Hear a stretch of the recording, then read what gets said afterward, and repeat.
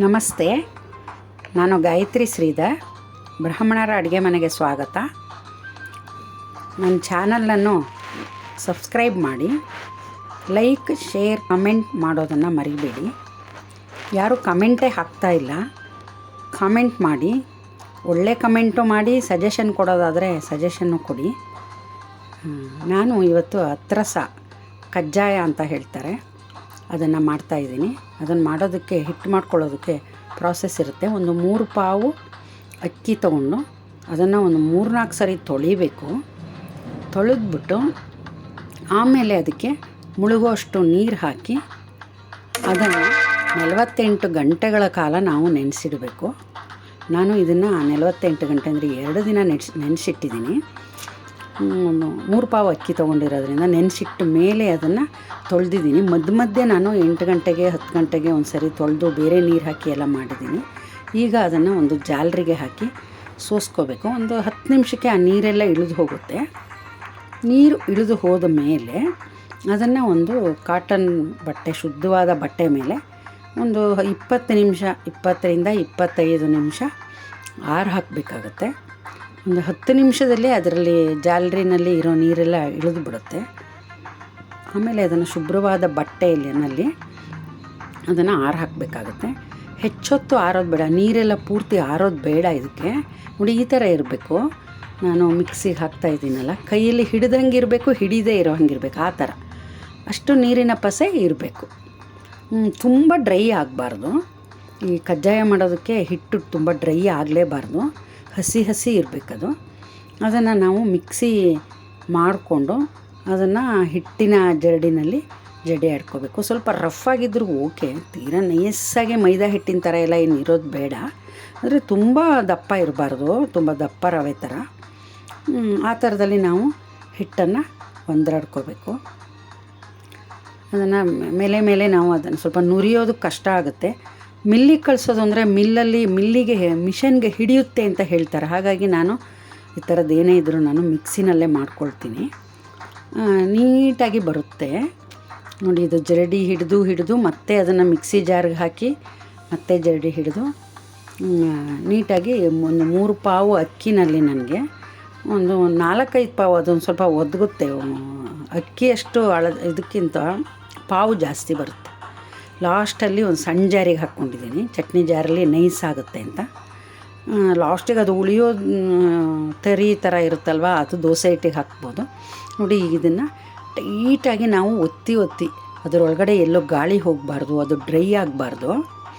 ನಾವು ಕಜ್ಜಾಯಕ್ಕೆ ಬೆಲ್ಲದ ಪಾಕಕ್ಕೆ ಹಾಕಬೇಕಾದ್ರೆ ಇದು ಡ್ರೈ ಆಗಬಾರ್ದು. ಆ ಥರ ಒತ್ತಿ ಎಲ್ಲೂ ಏರು ಹೋಗದೆ ಇರೋ ಹಾಗೆ. ಮತ್ತು ಒಂದು ಶುಭ್ರವಾದ ಬಟ್ಟೆನ ನೆನೆಸಿ ನೀರಲ್ಲಿ ಅದನ್ನು ಹಿಂಡ್ಕೊಂಡು ಅದರ ಮೇಲೆ ಮುಚ್ಚಿದ್ರಾಯಿತು.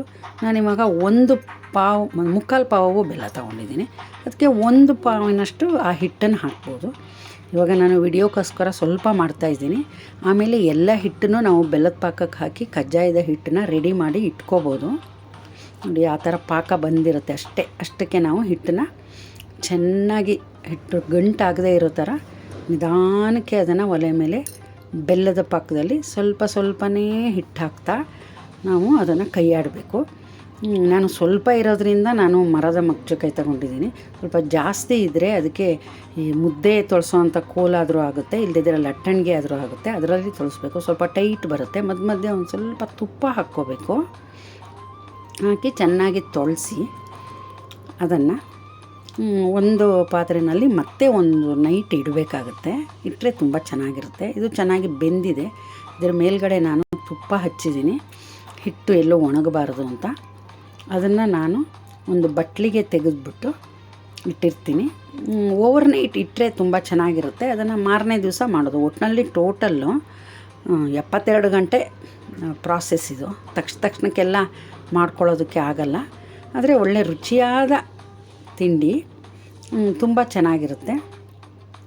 ಇದು ಪಾಕ ಎಲ್ಲ ಹಾಕಿ ಎಲ್ಲ ಹಿಟ್ಟುಗಳು ಕ್ಲೀನಾಗಿ ಬರದೇ ಇದ್ದಾಗ ನಾನು ಬಿಟ್ಟಿದ್ದೆ. ಈ ಸರಿ ತುಂಬ ಪೇಷನ್ಸಿಂದ ಮಾಡ್ತಾಯಿದ್ದೀನಿ. ಹಿಟ್ಟು ತುಂಬ ಚೆನ್ನಾಗಿ ಬಂದಿದೆ.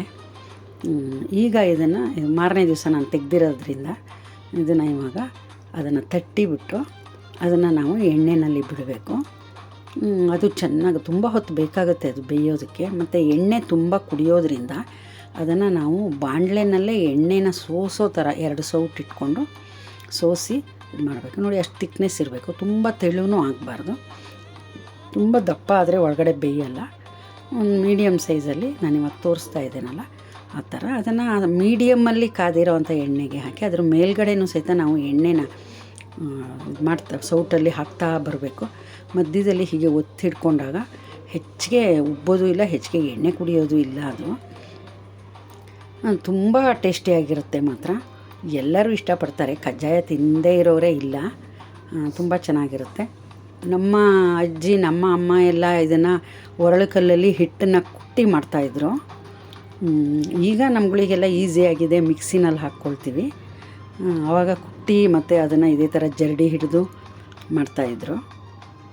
ನೋಡಿ ಇವಾಗ ಕರಿಯೋದು ಹೇಗೆ ಇದು ಅಂತ ಹೇಳಿ ನಿಧಾನಕ್ಕೆ ಅದು ಬೇಯಬೇಕು, ಒಳಗಡೆನೂ ಬೆಂದ್ಕೋಬೇಕು.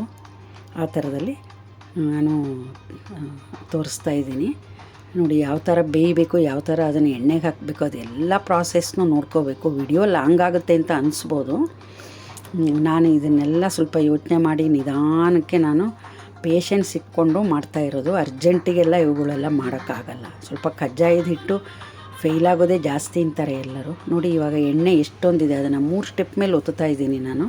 ಎಣ್ಣೆಗೆ ಆ ಡ್ರಾಪ್ ಹೇಗೆ ಬೀಳ್ತಾ ಇದೆ ನೋಡಿ, ಅದು ಕುಡ್ದಿರೋ ಎಣ್ಣೆ. ಅದರಲ್ಲೂ ಅದನ್ನು ಸ್ವಲ್ಪ ನಾನು ಸ್ಟ್ರೈಟಾಗಿ ಒಂದು ಟಿಶ್ಯೂ ಪೇಪರ್ ಮೇಲೆ ಇಡ್ತಾ ಇದ್ದೀನಿ. ಅಲ್ಲೂ ಎಣ್ಣೆ ಇಳ್ಕೊಳ್ತಾ ಇದೆ. ಸ್ವೀಟ್ ಆಗಿರೋದ್ರಿಂದ ಸ್ವಲ್ಪ ಎಣ್ಣೆ ಜಾಸ್ತಿ ಕುಡಿಯುತ್ತೆ. ನೋಡಿಕೊಂಡು ಅದನ್ನು ಎಣ್ಣೆ ಬಸಿಬೇಕಾಗುತ್ತೆ. ಆ ಎಣ್ಣೆ ನಾವು ಇದರಿಂದ ಬಾಣಲೆಯಿಂದ ತೆಗೆದ ಮೇಲೂ ಸಹಿತ ಒಂದು ಕೆಳಗಡೆ ಒಂದು ಪೇಪರು ಅಥವಾ ಒಂದು ಕಾಟನ್ ಬಟ್ಟೆ ಆದರೂ ಆಯಿತು, ಅದ್ರ ಮೇಲೆ ನಾವು ನೆಟ್ಟಿಗೆ ಇಟ್ಟಾಗ ಎಣ್ಣೆ ಎಲ್ಲ ಕೆಳಗಡೆ ಬಂದು ಸೋಸ್ಕೊಳ್ಳುತ್ತೆ. ಎಣ್ಣೆ ಇದ್ದಾಗ ತಿನ್ನೋದಕ್ಕೆ ಕಷ್ಟ ಆಗಿಬಿಡುತ್ತೆ. ಆದರೆ ಎಣ್ಣೆ ಇಲ್ಲದೆ ಆ ರುಚಿ ಬರಲ್ಲ, ಎಣ್ಣೆ ಬೇಕೇ ಬೇಕು. ನೋಡಿ ಇವಾಗ ಎಲ್ಲ ಎಷ್ಟು ನೀಟಾಗಿ ಬರ್ತಾಯಿದೆ. ಅದರಲ್ಲೂ ಎಣ್ಣೆನ ಆ ಥರ ಸೋಸಬೇಕು. ಇವಾಗೆಲ್ಲ ಆನ್ಲೈನಲ್ಲಿ ಎಣ್ಣೆ ಸೋಸಿ ತೆಗಿಯೋ ಅಂಥದ್ದೇ ಒಂದು ಮರದ ಮಿಷನ್ ಸಹಿತ ಇದೆ. ಅದನ್ನು ನಾನು ನೋಡಿದ್ದೀನಿ ಅಷ್ಟೇ. ಸೌಟಲ್ಲಿ ನಾವು ಇದು ಮಾಡಿದಾಗ ಪೂರ್ತಿ ಎಣ್ಣೆ ಹೋಗೋದಿಲ್ಲ. ಆ ಮಿಷನ್ನಲ್ಲಿ ಒಟ್ಟು ಒಂದು 4-5 ಕಜ್ಜಾಯಗಳನ್ನ ಇಟ್ಟು ಒತ್ತಿದಾಗ ಅದರಲ್ಲಿರೋ ಎಣ್ಣೆ ಎಲ್ಲ ಸೋಸ್ಕೊಂಬಿಡುತ್ತೆ. ಹಾಗಿದೆ ನೋಡಿ ಇವಾಗ ಯಾವ ಥರ ಕರೆದುಕೊಳ್ತಾ ಇದೆ ಅದು. ಎಣ್ಣೆನೂ ಅಷ್ಟೇ ಬೆಲ್ಲ ಇದ್ದಾಗ ಸ್ವಲ್ಪ ಜಾಸ್ತಿ ಕುಡಿಯುತ್ತೆ ಅದು. ಅದನ್ನು ನಾವೆಲ್ಲ ಒತ್ತಿ ಅದನ್ನು ತೆಗೆದು ಈ ಥರ ನೀಟಾಗಿ ಒಂದು 2-3 ಟ್ರಿಪ್ಪಲ್ಲಿ ತೆಗಿಬೇಕಾಗತ್ತೆ. ನೋಡಿ ಡ್ರಾಪ್ ಎಣ್ಣೆ ಹೇಗೆ ಬೀಳ್ತಾ ಇದೆ ಕೆಳಗಡೆ ಬಾಣಲೆಗೆ. ಇವಾಗ ನಾನು ಪ್ರತಿಯೊಂದು ನಾನು ಮಾಡ್ಕೊಂಡಿರೋದ್ರಲ್ಲಿ ಒಂದು 5-6 ಕಜ್ಜಾಯಗಳನ್ನು ಎಣ್ಣೆಗೆ ಹಾಕಿ ಕರೆದು ತೋರಿಸ್ತಾ ಇದ್ದೀನಿ. ಎಲ್ಲವೂ ಚೆನ್ನಾಗೇ ಬಂದಿದೆ, ಯಾವುದು ಫೇಲ್ ಆಗಿಲ್ಲ. ತೆಳ್ಳಗೆ ಮಾಡ್ಕೋಬಾರ್ದು, ಒಂದು ಥಿಕ್ನೆಸ್ ಇರಬೇಕು. ನಾನು ತೋರಿಸಿದ್ನಲ್ಲ ವಿಡಿಯೋದಲ್ಲಿ ಆ ಥರ. ನೋಡಿ ಇವಾಗ 2-3 ಸ್ಟೆಪ್ಪಲ್ಲಿ ಮಧ್ಯದಿಂದ ಮೇಲ್ಗಡೆಯಿಂದ ಅದನ್ನು ಒತ್ತುತ್ತಾ ಬರಬೇಕು. ನೋಡಿ ಈ ಥರ ಒಳಗಡೆ ಎಷ್ಟು ಚೆನ್ನಾಗಿ ಬೆಂದಿದೆ.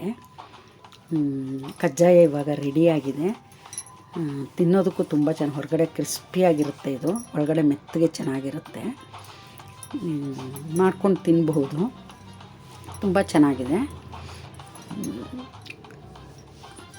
ನೋಡಿ ಈ ಥರದಲ್ಲಿ ಹಿಟ್ಟಿನ ಪ್ರೊಸೆಸ್ಸು ಎಲ್ಲ ಇಷ್ಟು ಟೈಮ್ ಹಿಡೀತು ನನಗೆ.